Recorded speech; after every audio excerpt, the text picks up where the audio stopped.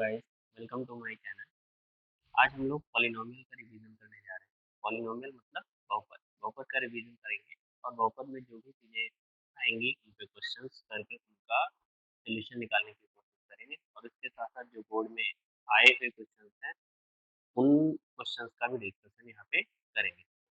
तो सबसे पहले बहुपद के बारे में बेसिक जानकारी हम लोग ले लेते हैं। बहुपद होता क्या है ना, यानी पॉलिनोमियल।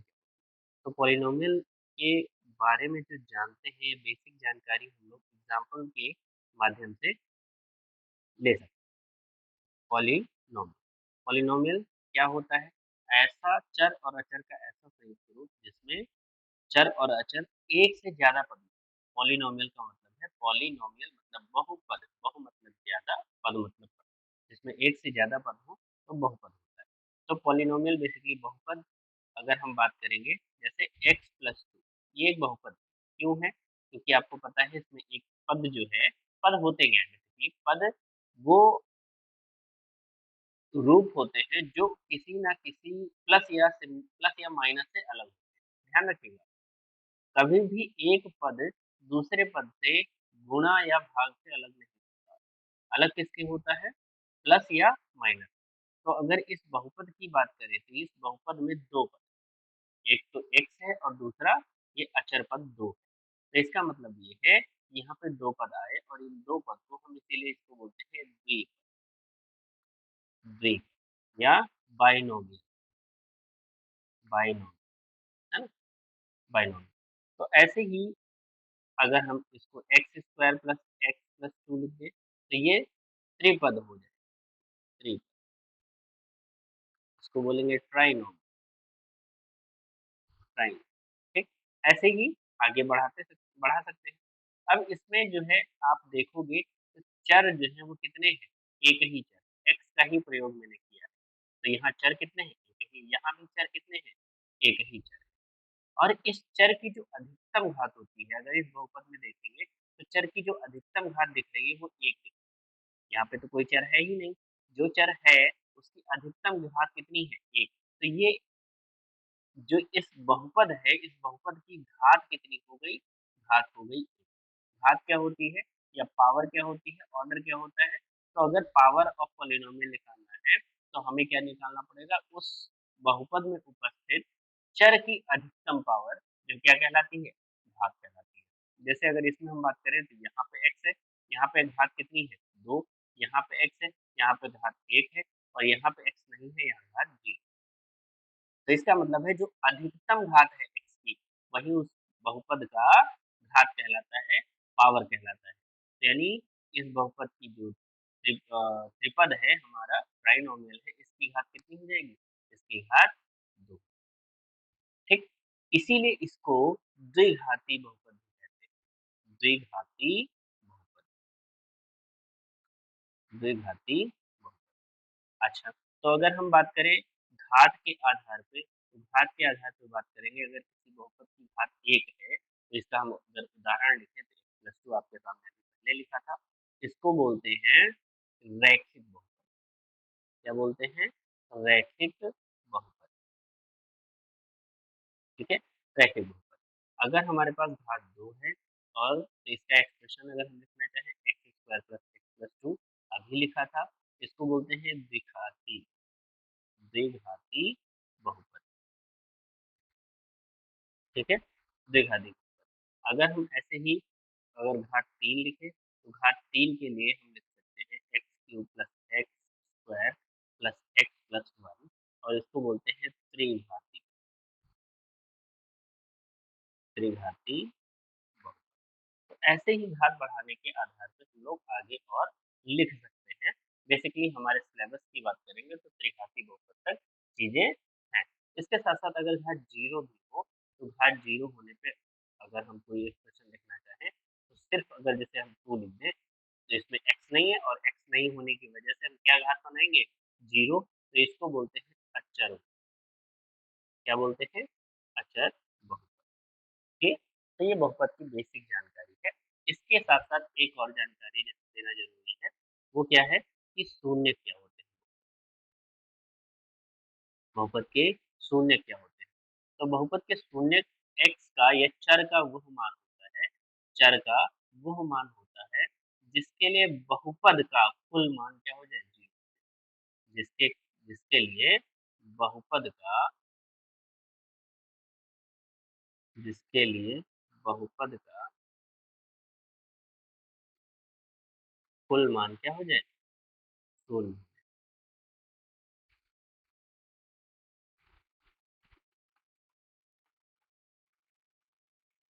ठीक है, तो कुल मान 0 हो जाए तो वो क्या कहलाता है उसका शून्य। जैसे उदाहरण के तौर पे अगर हम बात करें, हमारे पास मान लीजिए एक बहुपद है, बहुपद को पी एक्स से लिखते हैं। पी एक्स क्यों लिखते हैं?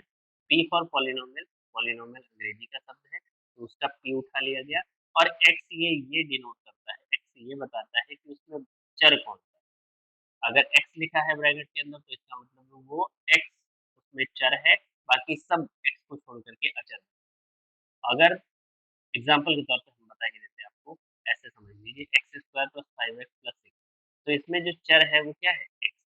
अगर हम ऐसे ही पी एक्स इक्वल टू ऐसे लिखें, x square plus 5x plus 3 सी, ठीक है, तो यहाँ पे सी भी आ गया है, लेकिन सी कांस्टेंट की तरह यानी अचर की तरह ट्रीट होगा, कांस्टेंट माना जाएगा, वेरिएबल केवल और केवल एक्स माना जाएगा। ऐसे अगर हम और लिखना चाहें P X equal to X square plus X Y plus Y square, तो भी यहाँ पे वेरिएबल केवल और केवल एक्स है, ना कि वाई। केवल एक्स वेरिएबल है क्योंकि ब्रैकेट में हमने एक्स लिखा हुआ है। आई होप ये बात आपको समझ में आ गई। उदाहरण के तौर पे अगर हम बात करें, P X is equals to, हमारे पास एक द्विघात बहुपद हमने ले लिया 5x प्लस 6। तो अगर ये हमारे पास द्विघात बहुपद है, अगर हम इनमें x का हम मान रखें -2, x का मान क्या रखें -2, देखते हैं रख के, पी एक्स की जगह हमें कितना रखना है -2, यानी ये -2 का whole square plus 5 into -2 plus 6, तो ये हो जाएगा -2 का स्क्वायर प्लस 4, और यहाँ हो जाएगा माइनस का 10, तो ये हो जाएगा माइनस का 10 और प्लस का 6, तो ये हो जाएगा 6 प्लस 4 10 और माइनस 10 यानी कितना 0। तो आपने देखा कि x का हमने एक मान रखा है जिसके लिए बहुपद का मान, इस बहुपद पूरे बहुपद का मान क्या हो गया 0 आ गया। तो ये जो x का मान है ये है a शून्य, ये क्या है शून्य है। किसका शून्य है? दिए गए बहुपद का शून्य, दिए गए बहुपद का शून्य, ठीक, यानी जो दिए गए बहुपद है यानी x square plus 5x plus 6, इसका ये शून्य है, x बराबर माइनस। बात समझ में आ गई। इसी को हम एक गुणनखंड प्रमेय के आधार पर भी लिख सकते हैं। गुणनखंड प्रमेय क्या कहती है? गुणनखंड प्रमेय ये कहती है कि अगर कोई x का कोई भी मान रखने पे अगर किसी पॉलिनोमियल या बहुपद का मान शून्य हो जाता है, तो x का मान आप इधर लेके आओ, क्योंकि x बराबर -2 था तो x इधर लेके 2 अगर इधर लेके आओगे यानी x प्लस 2, वो क्या बन जाएगा, वो x square plus 5x plus 6 का गुणनखंड, का गुणनखंड होगा, ठीक है, का गुणनखंड। बात समझ में आ गई। तो बेसिक बात है, दो अर्थों में क्वेश्चन पूछा जाता है, क्या कि आप गुणनखंड हो सकता है आपको सिद्ध करने को दे दे, या आपसे कहेगा कि ये बताओ ये शून्य है या नहीं।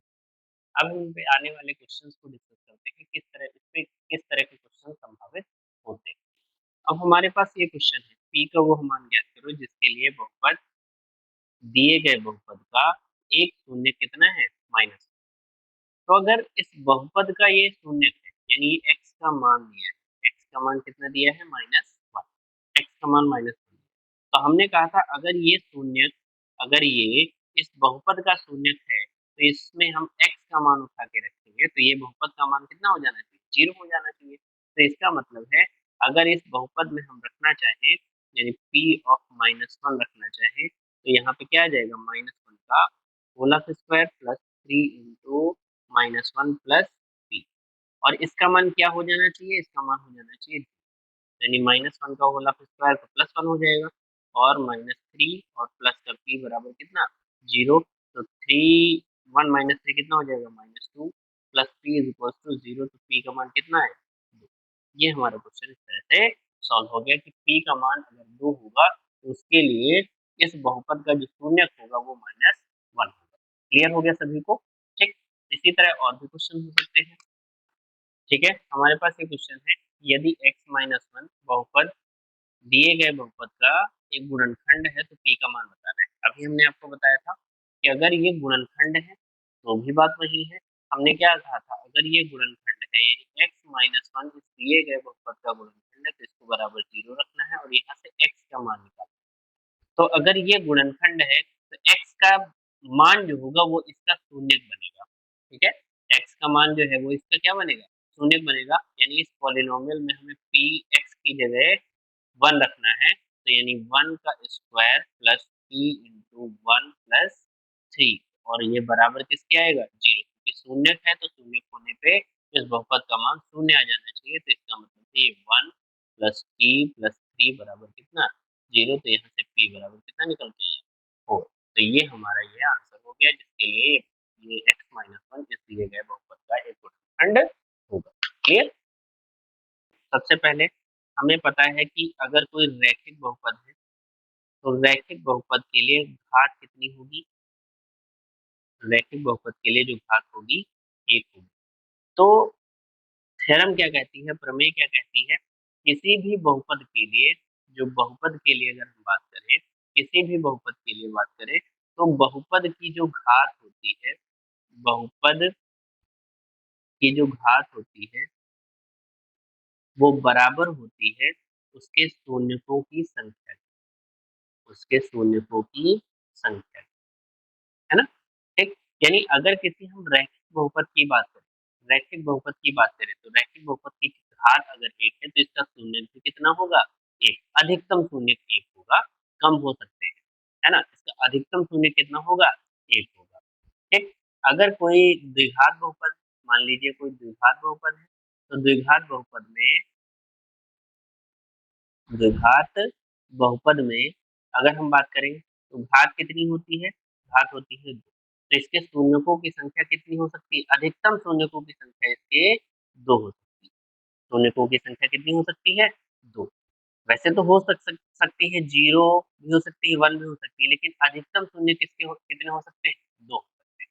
ठीक, ऐसे अगर हम त्रिघात बहुपद की बात करेंगे तो त्रिघात बहुपद में भी अगर हम बात करेंगे तो त्रिघात बहुपद में भी घात जो है वो कितनी होगी, क्योंकि त्रिघात नाम से पता चल रहा है घात 3 होगी, तो इसके शून्यकों की संख्या कितनी होगी, अधिकतम शून्यकों की संख्या जो है कितनी हो जाएगी, अधिकतम शून्यकों की संख्या 3।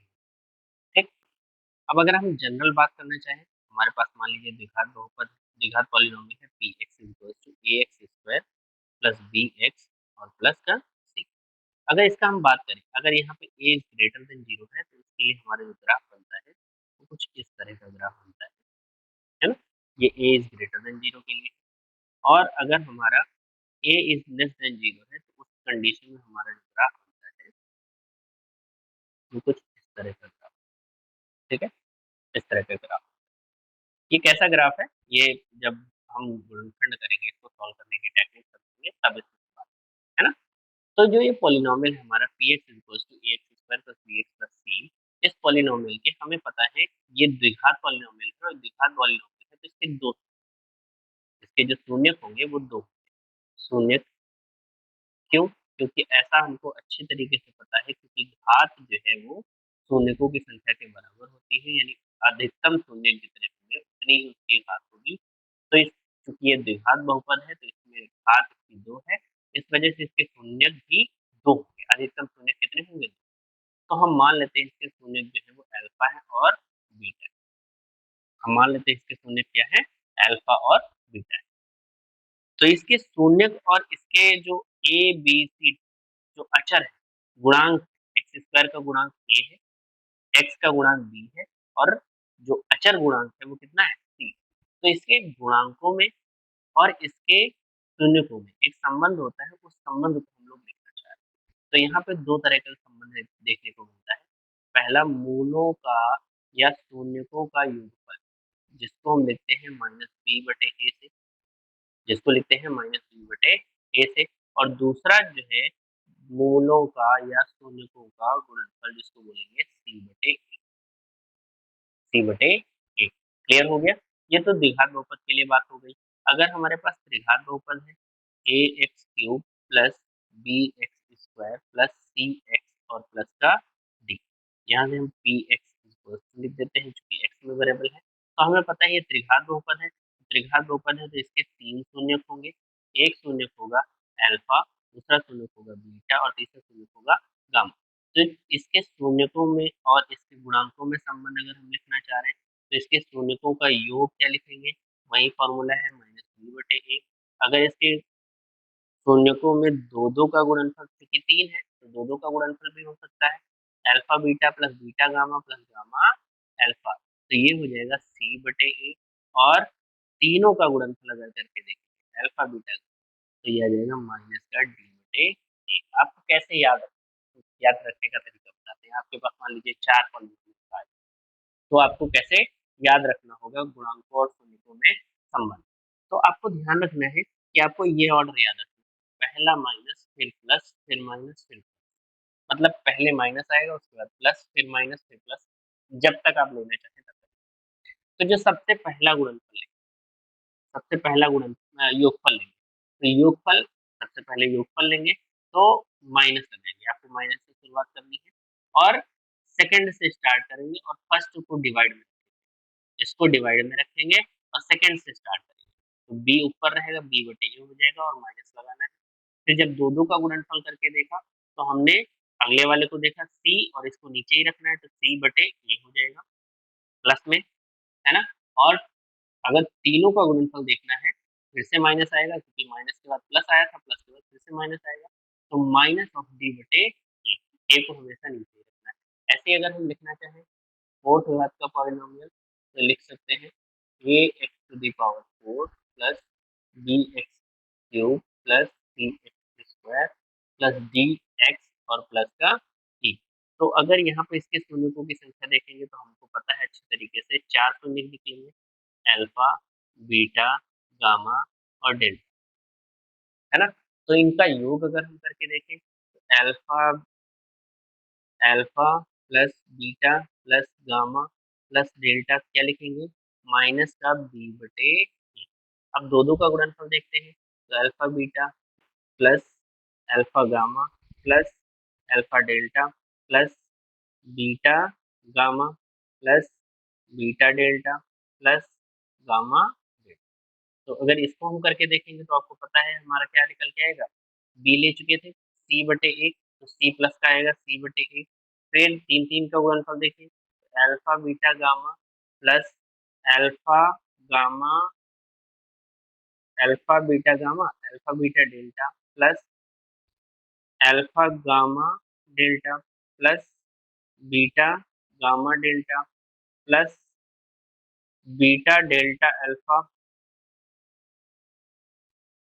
Beta delta alpha. ये क्या निकल के आएगा? ये आ जाएगा माइनस का d/e। और फिर चारों का गुणनफल अगर हम करके देखें तो चारों का गुणनफल करके देखेंगे तो यानी अल्फा बीटा गामा डेल्टा और ये चारों का निकल के आ जाएगा e/a। आपने देखा माइनस प्लस माइनस प्लस, ठीक है। तो इस ऑर्डर को ध्यान रखना है, ए को हमेशा नीचे रखना था। तो पहला वाला जो लिखा तो b/a लिख दिया, फिर दूसरा लिखा c/a लिख दिया, तीसरा लिखा d/a लिख दिया और चौथा लिखा तो e/a लिख दिया। Clear? Minus plus minus plus, ऐसे आपको ऑर्डर ध्यान रखना है। तो इस बात का विशेष ध्यान रखेंगे तो आपसे क्वेश्चन बनेंगे। इस चीज को ध्यान रखना है, याद करने का ऐसे ही तरीका है। अगर आप इसको रटने बैठ जाएंगे तो रट नहीं पाएंगे, क्योंकि बहुत सारे फॉर्मूले होते हैं। तो हमारे पास ये क्वेश्चन है, यदि दिए गए बहुपद x² प्लस 3x+2 के शून्य अल्फा और बीटा है तो हमें मान निकालना है 1/अल्फा प्लस 1/बीटा का। तो इस तरह का अगर क्वेश्चन आता है, बहुत पॉपुलर क्वेश्चन है बोर्ड में इस तरह के क्वेश्चन आना, तो आपको कैसे सॉल्व करना है? आपको ध्यान ये रखना है जब भी आपको इक्वेशन दे दी, आपको ये बहुपद दे दिया है, तो इस बहुपद चूंकि दे रखा है हमारे पास x² प्लस 3x प्लस 2, हमको पता है कि इसके शून्य जो है वो क्या है, अल्फा और बीटा। तो जब मूल या शून्य किसके अगर दे रखे हैं तो हम सबसे पहले इस समीकरण को या इस बहुपद को हम स्टैंडर्ड बहुपद से तुलना कराएंगे, यानी A X plus B X plus C से तुलना कराएंगे। यहाँ से आप अगर तुलना करके देखोगे तो ए का मान 1 आ रहा है, बी का मान 3 आ रहा है और सी का मान कितना आ रहा है 2। अब हमारे पास ए बी सी के मान आ गए, तो हम तुरंत अल्फा और बीटा का संबंध निकाल लेंगे, यानी अल्फा प्लस बीटा निकाल लेंगे। क्या होता है माइनस बी बटे ए, आपको देखने को मिलेगा -3/1 यानी माइनस। ऐसे ही अल्फा बीटा क्या हो जाएगा सी बटे ए यानी 2/1 यानी। अब हमारे पास अल्फा प्लस बीटा आ गया और अल्फा बीटा आ गया। अब हमें जो निकालना था वो क्या निकालना था, वो निकालना था 1/अल्फा प्लस 1/बीटा। आप इसको अगर सॉल्व करोगे तो एलसीएम लोगे तो आ जाएगा beta plus alpha divide by alpha into beta. Beta plus alpha या अल्फा प्लस बीटा का मान हमें पता है -3 है, तो इसकी जगह हम -3 रख देंगे और अल्फा बीटा का मान हमें पता है 2 रख देंगे। तो ये हमारा जो मान आया यही हमसे पूछा था, -3/2 हमारा आंसर हो जाएगा। क्लियर।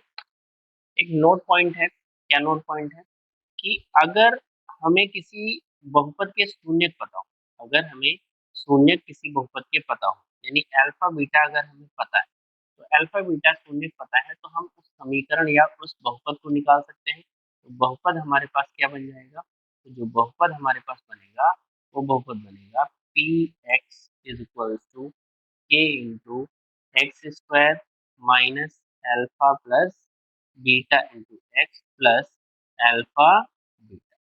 ये हमारा बहुपद है। समीकरण भी आप बना सकते हो, तो आप समीकरण बनाने के लिए बराबर 0 रख दोगे और ये के का मान इधर चला जाएगा। चलो हम समीकरण भी लिख देते हैं। अगर हमें समीकरण बनानी हो इन दिए गए अल्फा बीटा से, तो उस कंडीशन में हम क्या लिखेंगे x square minus alpha plus beta into X plus alpha beta बराबर 0। ये समीकरण बन जाएगी। अगर बहुपद आपको बनाना है तो ये बहुपद आप बना सकते हो दिए गए शून्य को। क्लियर हो गया, तो बात समझ में आ गई। यानी इस के का मान डिसाइड करके आप असंख्य बहुपद बनाए जा सकते हैं। एक क्वेश्चन जो बहुत पॉपुलर है, अंडरस्टैंडिंग क्वेश्चन है, हमसे पूछा जाए मान लीजिए कि अगर हमारे पास किसी बहुपद के शून्य दे रखे हैं, एक शून्य है -2 और दूसरा शून्य है 3, तो इन दिए गए बहुपद से हम कितने, इन दिए गए शून्य से हम कितने बहुपद बना सकते हैं। अभी रिसेंट का आया हुआ क्वेश्चन है, इन दिए गए बहुपद से हम कितने शून्य बना सकते हैं। तो आपको अच्छी तरीके से पता है इन दिए गए शून्य से हम जो बहुपद बना सकते हैं वो के into X square minus alpha का मान है -2 और बीटा का मान है 3 इंटू एक्स प्लस -2 इंटू 3। आप रख दो इसमें के इंटू एक्स स्क्वायर माइनस 3 -2 हो जाएगा 1, तो ये हो जाएगा एक्स और माइनस का 6। अब आपके पास पता है कि आपके पास चॉइस रहेगी के का मान रखने की। आप के का मान 1 रख सकते हो, 2 रख सकते हो, 3 रख सकते हो। के का मान कुछ भी यहाँ हो सकता है, कुछ भी मान आप ले सकते हो। तो इससे अब जब के का मान 1 रखेंगे तो ये बहुपद आ जाएगा, के का मान 2 रखेंगे तो दूसरा बहुपद आ जाएगा। तो इससे जो बनने वाले बहुपदों की संख्या है वो अनंत, कितनी हो जाएगी, अनंत हो जाएगी। अनंत बहुपद बना सकते हैं इससे। तो यहाँ पे जो बहुपद बनाए जा सकते हैं वो अनंत बनाए जा सकते हैं। लेकिन अगर समीकरण की बात करें तो समीकरण केवल और केवल एक बन सकती है, द्विघात समीकरण एक बनेगी केवल इन दोनों बहुपद को मिलाकर। बात समझ में आ गई सभी को, ठीक है।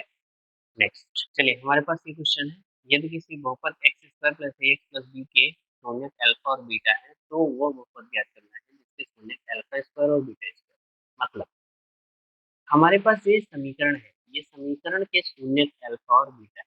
हमने कहा था जैसे ही आपको समीकरण मिले तो समीकरण को आप लिख लीजिए एक्स स्क्वायर प्लस ए एक्स प्लस बी, और इसके मूल जो है या शून्य जो है वो क्या है अल्फा बीटा है। तो हम सबसे पहला काम अल्फा प्लस बीटा निकाल लेते हैं। तो आपको पता है -a/1 यानी -a आ जाएगा, और अल्फा बीटा निकाल लेते हैं तो आ जाएगा b/1 यानी b।